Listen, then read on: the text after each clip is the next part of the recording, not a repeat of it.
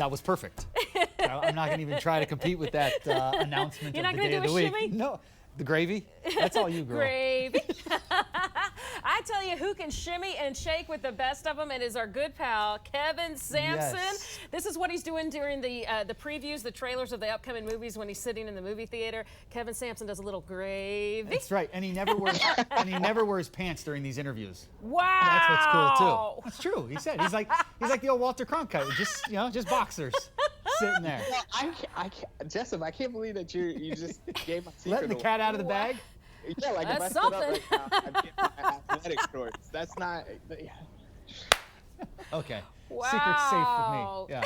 All right, Kevin, let's start. We're going to hit 3 different topics. Let's go with Marianne and Leonard first. What's this all about?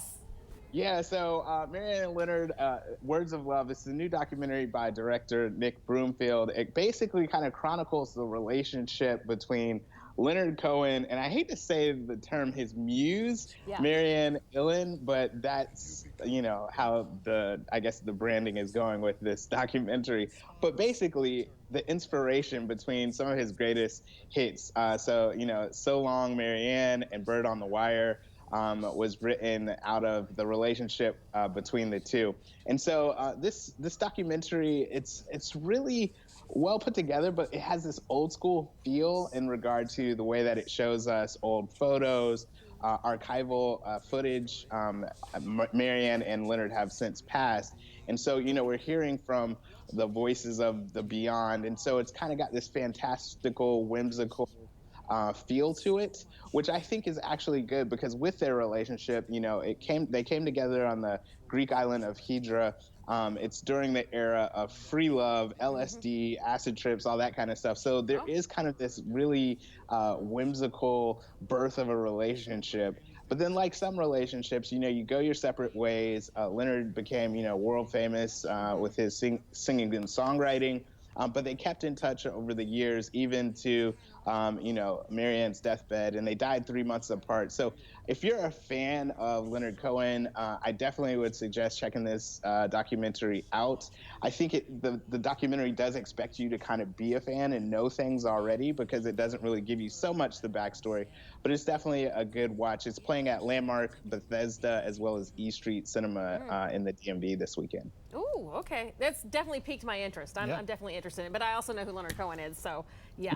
Really cool old footage regardless. Yes. That stuff is cool I love to see. that. I love it. All right, Yeah. so what are we talking next? Stranger Things. Yeah, I'm working with one of them right now. I hope you're not talking about me, Julie. I'm pretty sure she's talking about me, but I know. I haven't seen the 3rd installment. Have you? I haven't, but I've heard mixed at best reviews, probably more negative than positive, actually. It's interesting because I do think, so with season 3, the scale is a little bit bigger. Things is not as much as that small, intimate feel as we've seen in season 1 and season 2. But for me, it actually works. It takes place July 4th, 1985. Big things are popping. You got Romero's Day of the Dead. Zemeckis, Back to the Future is out. And then Hawkins now has a Starcourt Mall. And so this mall really kind of becomes like another character in terms of the location within this season. And, it's got the things that we love, the 80s hair, the 80s music, but it keeps that character development. The intimate relationships between the gang is still there. They're growing, there's love that's blossoming within the group that kind of puts a spin on the group dynamic.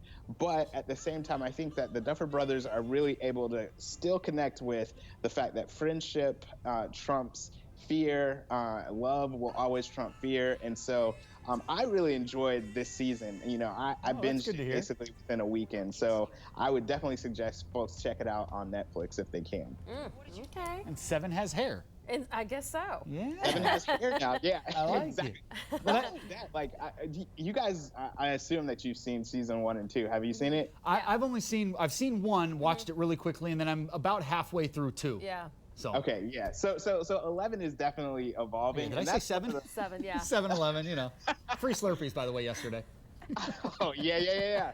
But yeah, that's one of the fun things is just kind of watching Eleven's growth, and she does grow here, and her outfits is all that good stuff. So definitely want to check that out. Okay. All right, we got to leave time to talk about Lion King because there is so much buzz about this movie, and there has been for months, really. Yes, definitely. So I will be in studio next week. Oh, nice. Wow. Super Julie, and I'll talk about it more then. So I just wanted to do a little bit of a tease right there. I have seen it. I look forward to talking with you guys about it next week and let you know what I think. Oh, wow. Okay, don't forget those goobers. I got you. Oh my gosh. Okay, I can't wait. I can't wait to hear what your thoughts are about this. I mean, I remember the cartoon version, so I'm anxious to see if we capture that feeling now that we're doing more of a real life kind of movie with the Lion King. And Beyonce's got a new an album that's going to drop on the 19th as well with songs featured in the film. Yeah, and I will say that what can I say? Watch the spoilers. Yeah. Beyonce in it, it adds this new kind of musicality to it. Okay. And so, we'll talk about it next week. It's that part is enjoyable. Kevin Sampson, we look forward to it. There's all of his social media. Hit him up. He's really good at what he does. We appreciate your time, man.